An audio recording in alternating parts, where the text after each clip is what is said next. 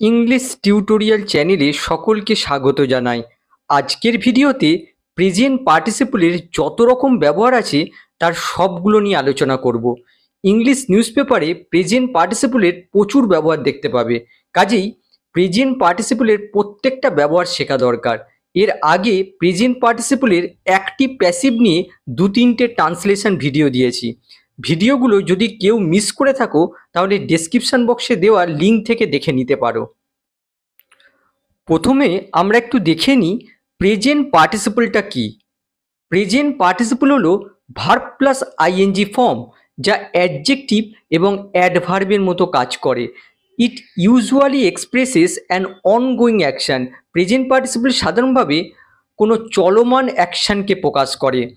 Present পার্টিসিপলকে আমরা verbal অ্যাডজেক্টিভও বলি, যেহেতু প্রেজেন্ট পার্টিসিপলের মধ্যে ভার্ব আর অ্যাডজেক্টিভ দুটোরই ধর্ম বর্তমান। এবারে এক্সাম্পল দেখো, আ বিউটিফুল বার্ড। আমরা সবাই জানি এই বিউটিফুল হচ্ছে অ্যাডজেক্টিভ, এই বার্ড নাউনটাকে ডেসক্রাইব করছে। এবার এই অ্যাডজেক্টিভের জায়গায় আমরা যদি কোনো ভার্ব প্লাস আইএনজি ফর্ম বসাই, যেমন দেখো আ সিঙ্গিং বার্ড, তাহলে এই ভার্ব প্লাস আইএনজি ফর্মটাকে আমরা বলতে পারি প্রেজেন্ট পার্টিসিপল। আর এই প্রেজেন্ট পার্টিসিপলটা এসছে এই বার্ড নাউনের জন্য, এই বার্ড নাউনটাকে ডেসক্রাইব করছে। এবার আমি প্রেজেন্ট পার্টিসিপলের বিভিন্ন ব্যবহার নিয়ে আলোচনা করব। ক্লাসটা মন দিয়ে দেখো, আশা করি ক্লাসটা থেকে তোমরা নতুন কিছু শিখতে পারবে। প্রথমে দেখো, as an attributive adjective. Attributive adjective হিসেবে প্রেজেন্ট পার্টিসিপলের ব্যবহার। অ্যাট্রিবিউটিভ অ্যাডজেক্টিভটা কি?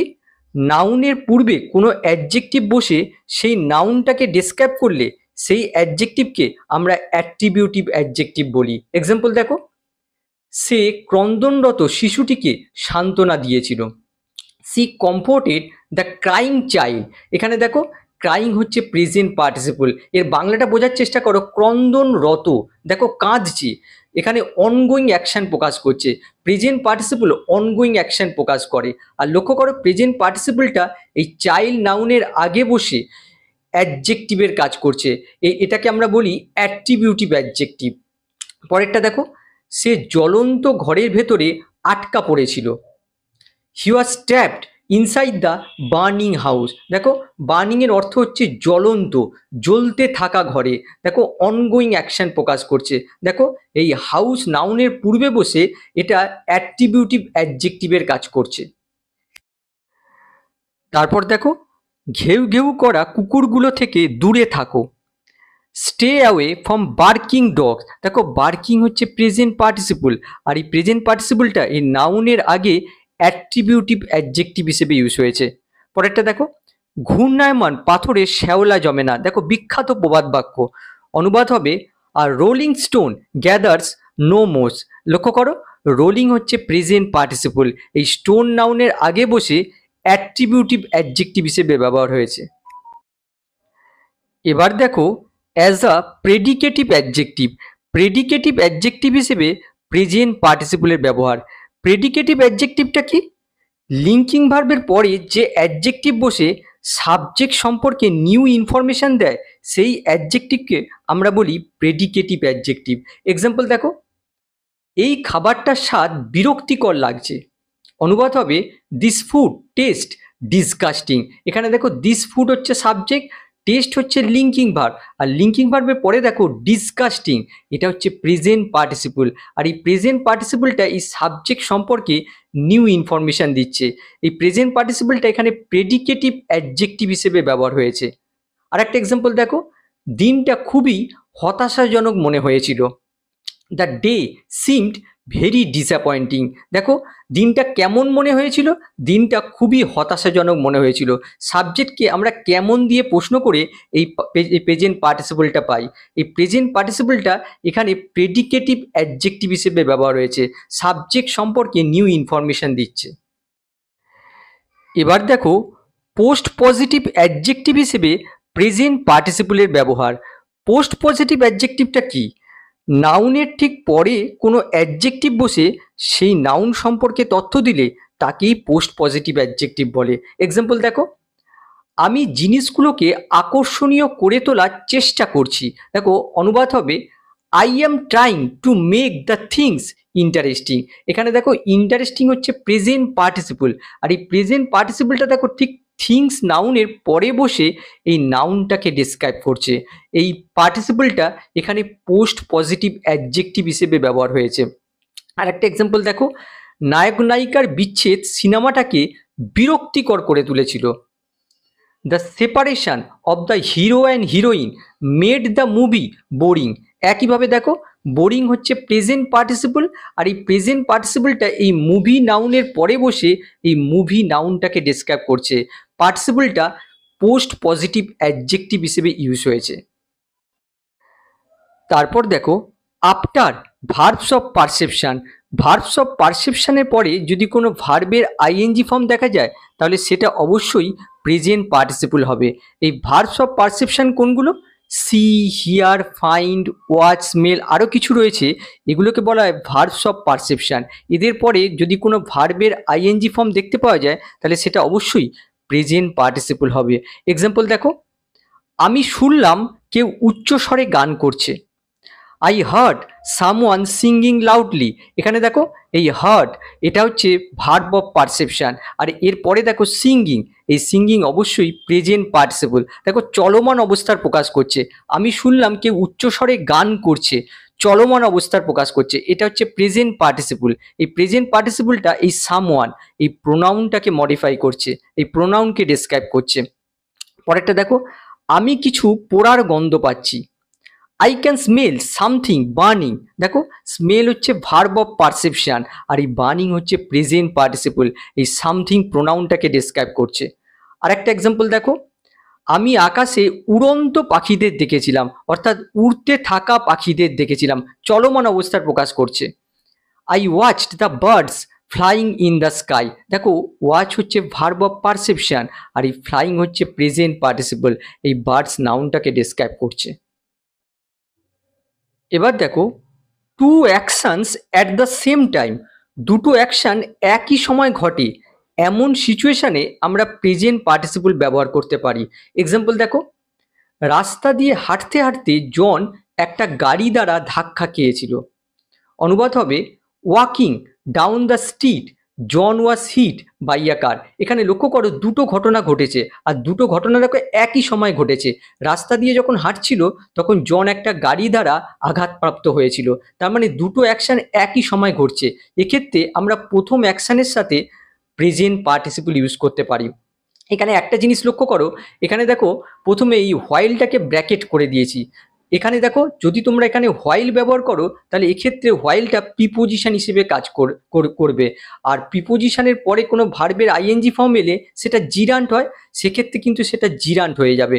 তার জন্য এই হোয়াইল ব্যবহার না করেও আমরা ব্যবহার করতে পারি, সেক্ষেত্রে এই ওয়াকিংটা প্রেজেন্ট পার্টিসিপল হবে। আমরা স্পোকেন ইংলিশে সাধারণভাবে এখানে হোয়াইলটা ব্যবহার করি।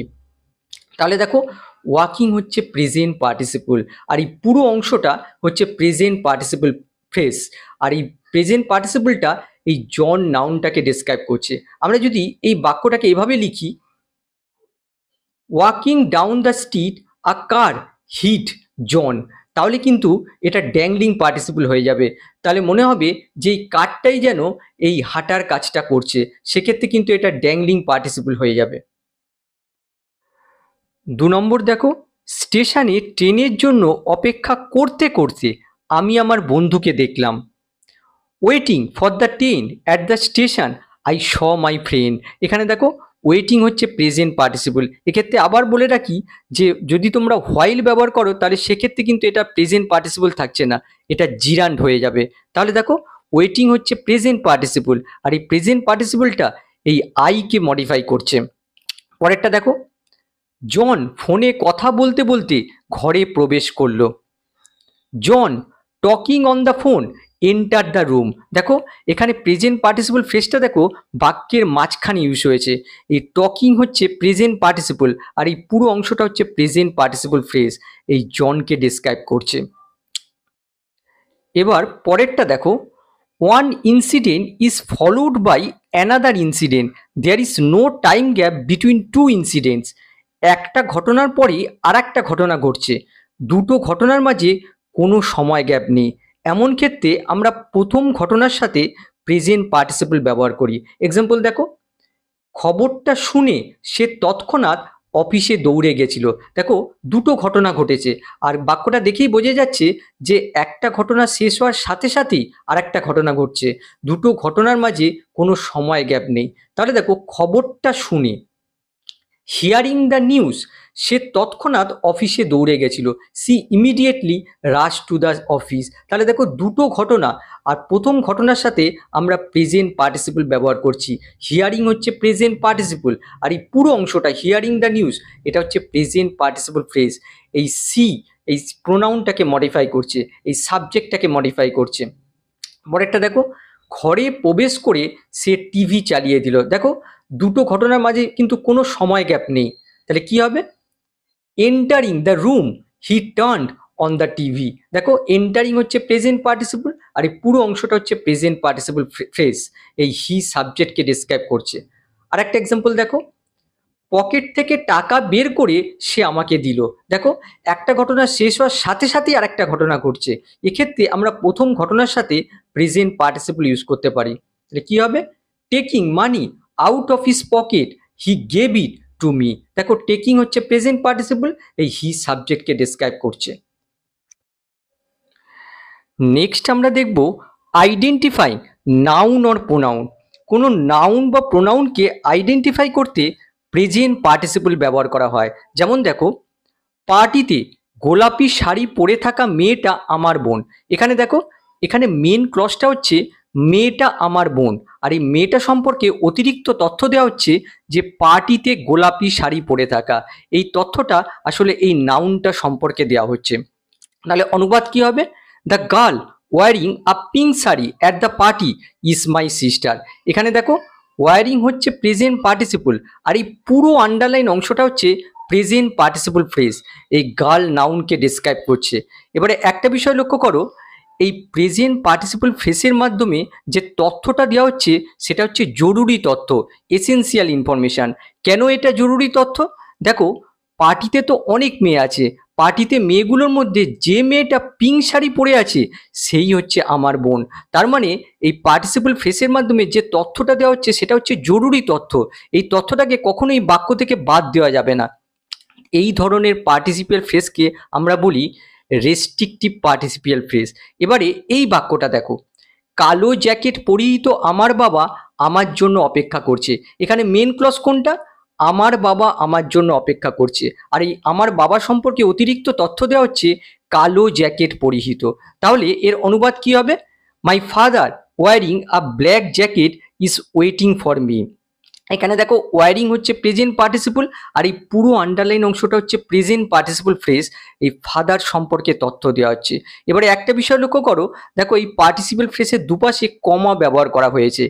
এই পার্টিসিপল ফ্রেজের মাধ্যমে যে তথ্যটা দেওয়া হচ্ছে সেটা কিন্তু কোনো জরুরি তথ্য নয়, এটা হচ্ছে নন এসেন্সিয়াল ইনফরমেশান। কারণ দেখো, এখানে বাবা সম্পর্কে তথ্য দেওয়া হচ্ছে, আর আমার বাবা তো একটাই। আর যে জিনিস একটা, তাকে দেখো আইডেন্টিফাই করা প্রয়োজন হয় না, তাকে ডিফাইন করার প্রয়োজন হয় না। তার জন্য এই পার্টিসিপল ফ্রেজটা হচ্ছে নন রেস্ট্রিকটিভ পার্টিসিপল ফ্রেজ। ইচ্ছা করলে বাক্য থেকে বাদ দিলেও এই বাক্যের কিন্তু সেরকম অর্থের পরিবর্তন হবে না। তার জন্য এটা হচ্ছে নন রেস্ট্রিকটিভ পার্টিসিপল ফ্রেজ। আর একটা বাক্য দেখো, গতকাল অপমানিত হতে থাকা ছেলেটিকে তুমি কি চেনো? প্রথমে অনুবাদ হবে তুমি কি চেনো? Do you know? কাকে? ছেলেটিকে, দ্য বয়। কোন ছেলেটিকে? গতকাল অপমানিত হতে থাকা। তাহলে কি হবে? Being insulted yesterday. তাহলে বাক্যটা কি হলো? Do you know the boy being insulted yesterday. এখানে দেখো, বিং ইনসাল্টেড এটা হচ্ছে প্রেজেন্ট পার্টিসিপলের প্যাসিভ ফর্ম, আর এই প্রেজেন্ট পার্টিসিপলটা দেখো এই বয় নাউনটাকে ডিসক্রাইব করছে, আর এই ইনফরমেশনটা জরুরি এই বয় নাউনটাকে আইডেন্টিফাই করার জন্য। তার জন্য এই পার্টিসিপল ফ্রেজটা হচ্ছে রেস্ট্রিকটিভ পার্টিসিপিয়াল ফ্রেজ। আর এখানে লক্ষ্য করো, এখানে দেখো অ্যাডজেক্টিভ ক্লজকে রিডিউস করা হয়েছে। দেখো, এটা ছিল হু ওয়াজ বিং ইনসাল্টেড, সেটাকে রিডিউস করে এখানে পার্টিসিপল ফ্রেজে পরিণত করা হয়েছে। এবার আমরা দেখব অ্যাবসলিউট ফ্রেজ। অ্যাবসলিউট ফ্রেজও আমরা প্রেজেন্ট পার্টিসিপল ব্যবহার করে থাকি। এক্সাম্পল দেখো, রামের দেরি হওয়ায় আমি সিনেমাটা দেখতে পারলাম না। Ram being late we couldn't watch the film. এখানে দেখো, we couldn't watch the film, এটা হচ্ছে মেন ক্লজ। আর এখানে দেখো রাম বিং লেট, এটা হচ্ছে অ্যাবসলিউট ফ্রেজ। এটা কেন ফ্রেজ? দেখো এখানে সাবজেক্ট রয়েছে কিন্তু দেখো কোনো ফাইনাইট ভার্ব নেই। এই বিং হচ্ছে non finite verb, present participle. এই স্ট্রাকচারটা লক্ষ্য করো, দেখো রাম হচ্ছে সাবজেক্ট, আর তারপরে দেখো বিং হচ্ছে প্রেজেন্ট পার্টিসিপল, আর বিং এর পরে দেখো লেট হচ্ছে কমপ্লিমেন্ট। কমপ্লিমেন্ট হিসেবে এখানে অ্যাডজেক্টিভ ব্যবহার হয়েছে। এই পুরো অংশটা হচ্ছে অ্যাবসলিউট ফ্রেজ, এই পুরো ক্লজটাকে মডিফাই করছে। পরেরটা দেখো, ছুটির দিন হওয়ায় আমরা সবাই ব্যাডমিন্টন খেলে সময় কাটিয়েছিলাম। ইট being a holiday we all spend time playing badminton. দেখো এই উই থেকে এই ব্যাডমিন্টন, এই পুরো অংশটা হচ্ছে মেন ক্লজ, আর ইট বিং আ হলিডে এটা হচ্ছে অ্যাবসলিউট ফ্রেজ। দেখো ইট হচ্ছে ইন্ট্রোডাক্টরি সাবজেক্ট, আর ইন্ট্রোডাক্টরি সাবজেক্টের পরে এই বিং হচ্ছে প্রেজেন্ট পার্টিসিপল। এখানে লক্ষ্য করো আর একটা প্রেজেন্ট পার্টিসিপল রয়েছে, সেটা হচ্ছে প্লেয়িং, এটাও প্রেজেন্ট পার্টিসিপল। আমরা যদি ভার্বকে প্রশ্ন করি আমরা কিভাবে সময় কাটিয়েছিলাম, তাহলে দেখো তার উত্তর আসবে ব্যাডমিন্টন খেলে। কিভাবে দিয়ে প্রশ্ন করে পাচ্ছি, এই প্লেইংটা এখানে অ্যাডভার্বের কাজ করছে। আর একটা এক্সাম্পল দেখো, আবহাওয়া সহায় হলে পরবর্তী শনিবার পিকনিক অনুষ্ঠিত হবে।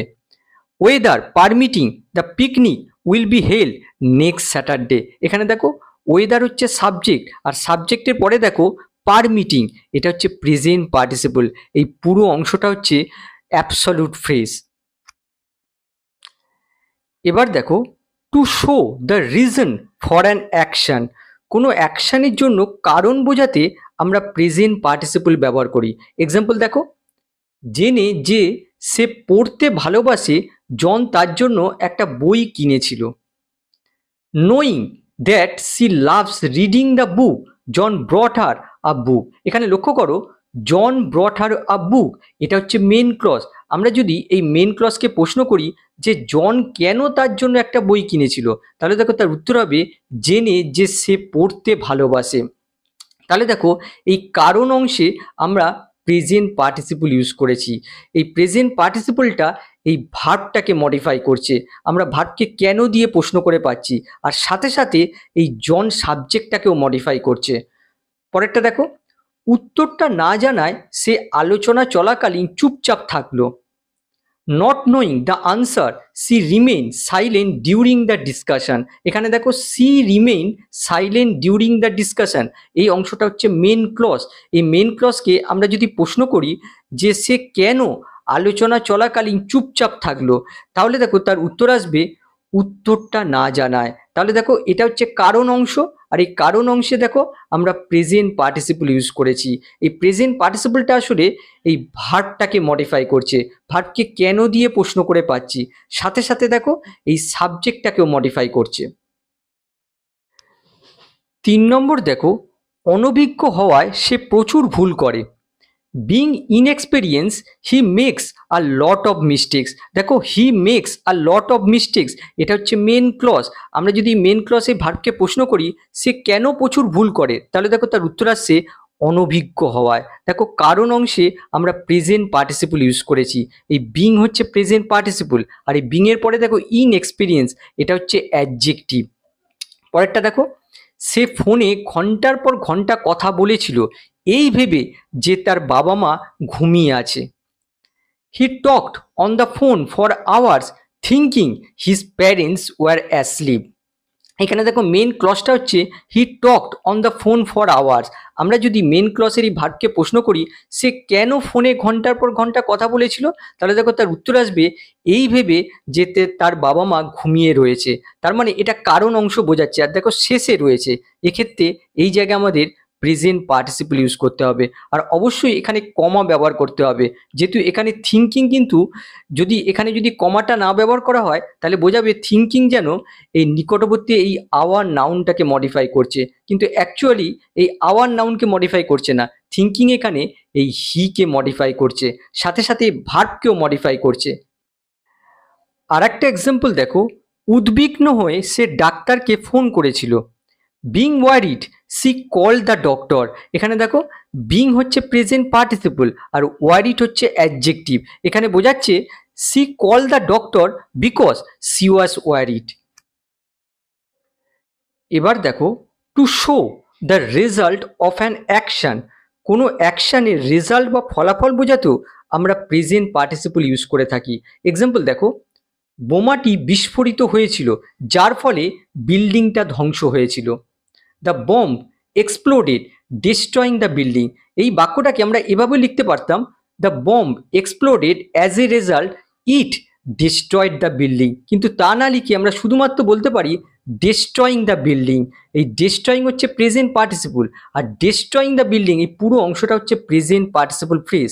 আর এই প্রেজেন্ট পার্টিসিপল ফ্রেজটা দেখো, এই মেন ক্লজটা যে রয়েছে এই মেন ক্লজের রেজাল্ট বোঝাচ্ছে। বোমাটি বিস্ফোরিত হয়েছিল যার ফলস্বরূপ বিল্ডিংটা ধ্বংস হয়েছিল। এই প্রেজেন্ট পার্টিসিপল ফ্রেজটা এই মেন ক্লজের রেজাল্ট বোঝাচ্ছে। এখানে অ্যাকচুয়ালি এই প্রেজেন্ট পার্টিসিপলটা এই বোম নাউনটাকে মডিফাই করছে। পরেরটা দেখো, মানুষ নির্বিচারে গাছ কেটে ফেলছে যার ফলে পরিবেশকে বিপর্যয়ের দিকে নিয়ে যাচ্ছে। People are cutting down trees indiscriminately leading the environment towards disaster. এখানে দেখো মেন ক্লজটা হচ্ছে এই অংশটা, people are cutting down trees indiscriminately, আর তার রেজাল্টটা হচ্ছে এই অংশটা। আর রেজাল্ট পার্টে লক্ষ্য করো, এখানে দেখো প্রেজেন্ট পার্টিসিপল ইউজ করা হয়েছে। লিডিং হচ্ছে প্রেজেন্ট পার্টিসিপল, আর এই পুরো অংশটা হচ্ছে প্রেজেন্ট পার্টিসিপল ফ্রেজ। আর এই প্রেজেন্ট পার্টিসিপলটা এই পিপুল নাউনটাকে মডিফাই করছে। আর একটা এক্সাম্পল দেখো, শিক্ষক হঠাৎ ক্লাস থেকে বেরিয়ে গেলেন সবাইকে হতবাক রেখে। এটা দেখো রেজাল্ট পার্ট বোঝাচ্ছে। এই জায়গায় আমাদের প্রেজেন্ট পার্টিসিপল ইউজ করতে হবে। তাহলে কি হবে, the teacher suddenly left the class leaving everyone in shock. দেখো লিভিং হচ্ছে প্রেজেন্ট পার্টিসিপল, এই পুরো অংশটা প্রেজেন্ট পার্টিসিপল ফ্রেজ। এই মেন ক্লজের রেজাল্ট বোঝাচ্ছে। লিভিং এখানে এই টিচারকে মডিফাই করছে। নেক্সট দেখো, present participle as an adverb of manner. Present participle adverb of manner হিসেবে ইউজ হয়। এক্সাম্পল দেখো, ধৈর্য ধরে ব্যাটিং করে সে সেঞ্চুরি পেয়েছিল। Batting patiently he got a century. এখানে দেখো ব্যাটিং হচ্ছে প্রেজেন্ট পার্টিসিপল, আর ব্যাটিংয়ের পাশে দেখো পেশেন্টলি, এটা হচ্ছে এই প্রেজেন্ট পার্টিসিপলের মডিফায়ার। এই পুরো অংশটা হচ্ছে প্রেজেন্ট পার্টিসিপল ফ্রেজ। আবার দেখো হি গট আ সেঞ্চুরি, এটা হচ্ছে ক্লজ। আমরা যদি এই ক্লজের এই ভার্বকে প্রশ্ন করি সে কিভাবে সেঞ্চুরিটা পেয়েছিল, তাহলে দেখো তার উত্তর হবে ধৈর্য ধরে ব্যাটিং করে, ব্যাটিং পেশেন্টলি। তার মানে দেখো এখানে ব্যাটিংটা অ্যাডভার্ব অফ ম্যানারের কাজ করছে। ভার্বকে কিভাবে দিয়ে প্রশ্ন করে পাচ্ছি, এই ব্যাটিংটা এই গট ভার্বটাকে মডিফাই করছে। সাথে সাথে দেখো এই হি সাবজেক্টটাকেও মডিফাই করছে। একটা বিষয় মনে রাখবে, প্রেজেন্ট পার্টিসিপল যতই অ্যাডভার্বের কাজ করুক না কেন, প্রেজেন্ট পার্টিসিপলের মেন ডিউটি হচ্ছে কোনো নাউন বা প্রোনাউনকে মডিফাই করা। সুতরাং এই হিকেও মডিফাই করছে। পরেরটা দেখো, বারবার চেষ্টা করতে করতে সে সফল হয়েছিল। Trying again and again he succeeded. এখানে দেখো ট্রাইং হচ্ছে প্রেজেন্ট পার্টিসিপল, আর এই পুরো অংশটা হচ্ছে প্রেজেন্ট পার্টিসিপল ফ্রেজ। আর হি সাকসিডেড এটা হচ্ছে মেন ক্লজ। আমরা যদি ক্লজের ভার্বকে প্রশ্ন করি সে কিভাবে সফল হয়েছিল, তাহলে দেখো তার উত্তর হবে বারবার চেষ্টা করতে করতে। তার মানে দেখো ট্রাইং এখানে অ্যাডভার্ব অফ ম্যানারে কাজ করছে, এই ভার্বকে মডিফাই করছে। সাথে সাথে দেখো এই হি সাবজেক্টটাকেও মডিফাই করছে। 3 নম্বর দেখো, শিশুটি তার মায়ের কোলে বসলো কাঁদতে কাঁদতে। The baby sat on his mother's lap crying. এখানে দেখো আমরা যদি মেন ক্লজকে প্রশ্ন করি যে শিশুটা কিভাবে তার মায়ের কোলে বসেছিল, তাহলে দেখো তার উত্তর হবে কাঁদতে কাঁদতে। তার মানে ক্রাইং হচ্ছে প্রেজেন্ট পার্টিসিপল, অ্যাডভার্ব অফ ম্যানারের কাজ করছে, এই ভার্বটাকে মডিফাই করছে। সাথে সাথে দেখো এই বেবিকেও মডিফাই করছে, এই সাবজেক্টটাকে মডিফাই করছে। এখানে একটা বিষয় লক্ষ্য করো, এখানেও দেখো দুটো ঘটনা একই সাথে ঘটছে। শিশুটা তার মায়ের কোলে বসছে আর তার সাথে সাথে কাঁদছে, দুটো অ্যাকশন কিন্তু একই সাথে ঘটছে। পরেরটা দেখো, সে আমাকে খবরটা দিল হাঁপাতে হাঁপাতে। সে কিভাবে খবরটা দিল, হাঁপাতে হাঁপাতে।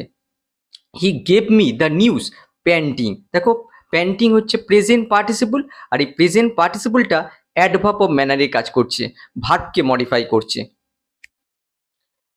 আর একটা এক্সাম্পল দেখো, তারা সারাদিন শপিং করে কাটিয়েছিল। They spend the whole day shopping. তারা সারাদিন কিভাবে কাটিয়েছিল, শপিং করে। দেখো শপিং হচ্ছে প্রেজেন্ট পার্টিসিপল, অ্যাডভার্ব অফ ম্যানারে কাজ করছে, ভার্বকে মডিফাই করছে। এবার দেখো, টু শো স্টেট কোনো স্টেট বা অবস্থা দেখাতে আমরা প্রেজেন্ট পার্টিসিপল ব্যবহার করি। যেমন দেখো, আমি কোনো কাজ ঝুলিয়ে রাখা পছন্দ করি না। ঝুলিয়ে রাখা বলতে ঝুলন্ত অবস্থায় রাখা। অনুবাদ কি হবে? I don't like keeping any work pending. এখানে দেখো, আই ডোন্ট লাইক আমি পছন্দ করি না। কি পছন্দ করি না? কোনো কাজ ঝুলিয়ে রাখা।